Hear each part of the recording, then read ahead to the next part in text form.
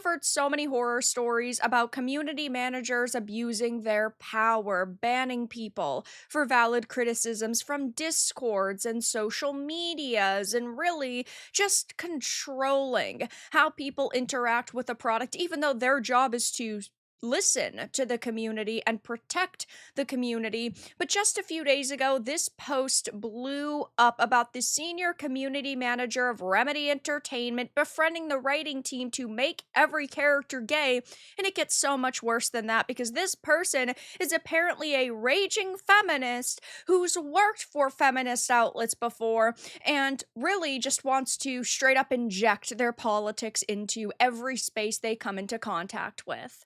I have a few different things to show off, but before I get into the topic, if you enjoy the content I create, check out the links in the description, join the community in my live streams, and consider supporting through Patreon or YouTube memberships. Now, this post is making the rounds. It has gotten a lot of attention, and there is a massive amount of backlash right now headed towards remedies, where there are lots of gamers on social media saying this is the exact type of person that hurts this industry, not help it. And of course, I found out that this person is a raging feminist. They have abused their power before. They've even likened all of their critics to being bigots. Like, it just gets worse and worse the deeper you dive.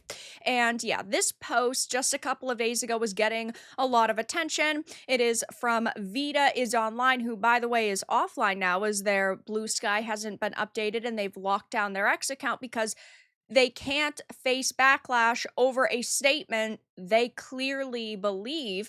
But they said, all I do at work is befriend everyone on the writing team so I can then tell them to make every character gay every time it's feasible, to bring up more often than you think. If you think this isn't about you, affectionately, yes it is. It's called direct action. So they are straight up admitting that they want this industry to change, that they want propaganda pushed in your face at all opportunities possible. And I say this all the time, there are games with gay characters who are good, they are well-rounded, and it's not their entire personality trait. Sexuality is important to character stories, but it should be a small piece of the puzzle of who they are. But nowadays, it's, oh yeah, I'm gay. By the way, I also kind of happen to be like a nice person, I'm kind of cool, I'm edgy, whereas it should be, oh, I'm compassionate, I'm caring, I'm bold, I'm brave. And yeah, by the way, I happen to have like this romantic interest, but their priorities are so twisted because they want it to be as blatantly obvious as possible. And because these people don't have a personality outside of the politics that they push and their sexuality, they have to write every character to be exactly the same. And clearly, Vita agrees with this mentality within these companies, which is wild that you would want companies to not make money because, again, if all you do is push DEI initiatives, it's not going to be very like financially successful. It's not going to make your company any bigger. It's not going to make people like your characters more. Look at something like Knights of the Old Republic. I absolutely love that game. It's phenomenal. It's one of my favorites of all time. Yeah, by the way, Juhani actually is a lesbian. It's not in your face. They don't go on about it constantly. Like, it's a well-written character, and that's the type of character we need more of in pieces of entertainment. If you actually feel like they're a good character and they just happen to have the sexuality, but they want it to be as obvious and as blatant as possible. And I at first had read this and I did genuinely think that this was like a joke, even if it's not funny and they were just trying to rile people up, but they actually believe in the shit they're spewing.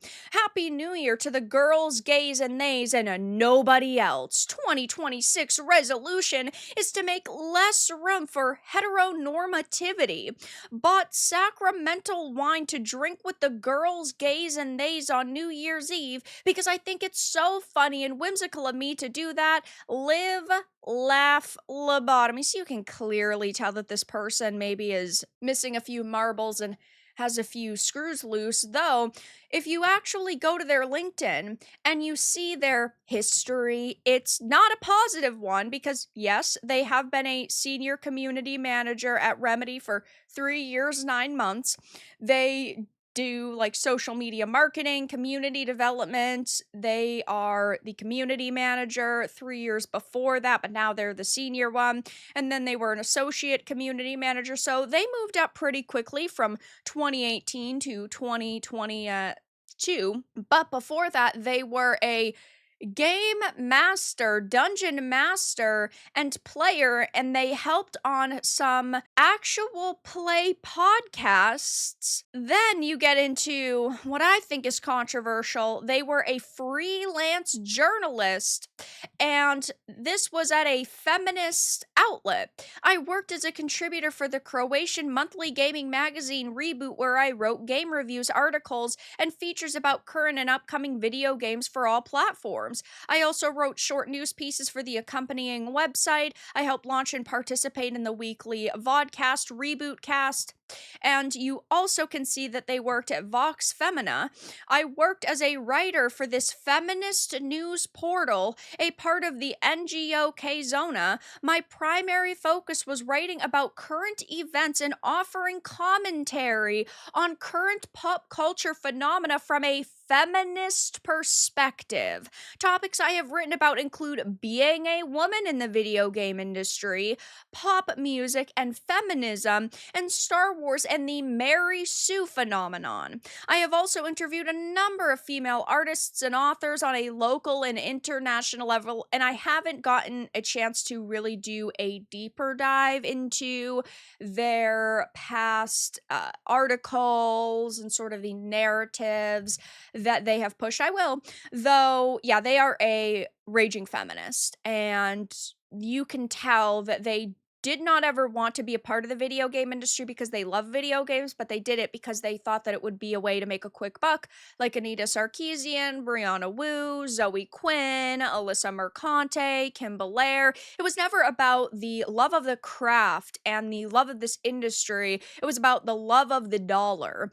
And, well, this person is getting absolutely destroyed on social media for this terrible post. And I had also made a post about the situation and highlighting it. It will be linked down below. But they also had said in the past, getting bigots out of your communities is a band-aid and not a permanent solution. Modeling desired behaviors and championing the kinds of community members you want to be the majority in your community takes effort and time. Start early, practice often. Small steps are steps to when they were talking about Sweet Baby Inc. And you can clearly tell that this is the type of person that Sweet Baby Inc. has behind them, not actual gamers. But the posts online against this person are hilarious to see, because if you say something on social media and then you lock down your social media account, but you're not changing your stance or you're not reflecting upon it, you just look like you are desperate for attention. Like, oh my God, people disagree with my stance. I'm going to lock down my account.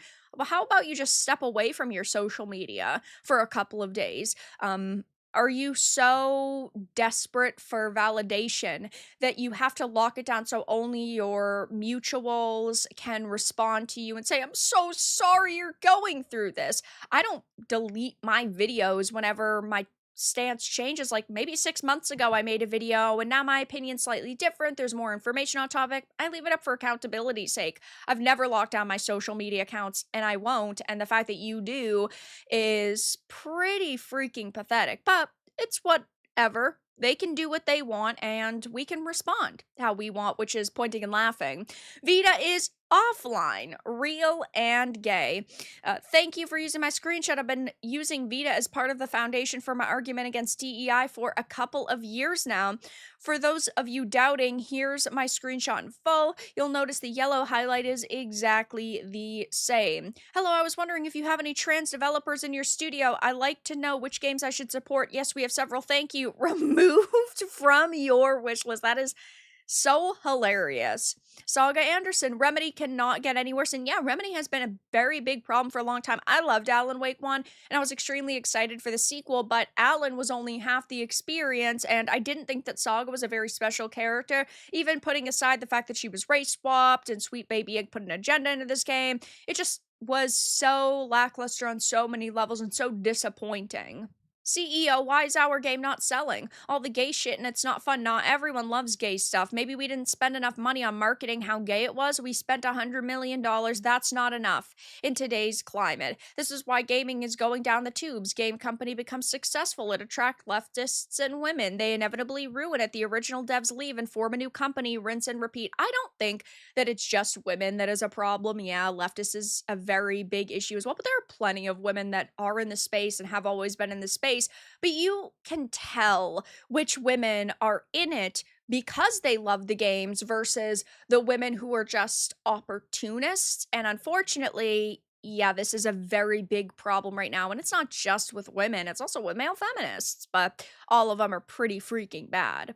I thought their 30 FPS games were bad, but 30 FPS and gay, good lord, yeah.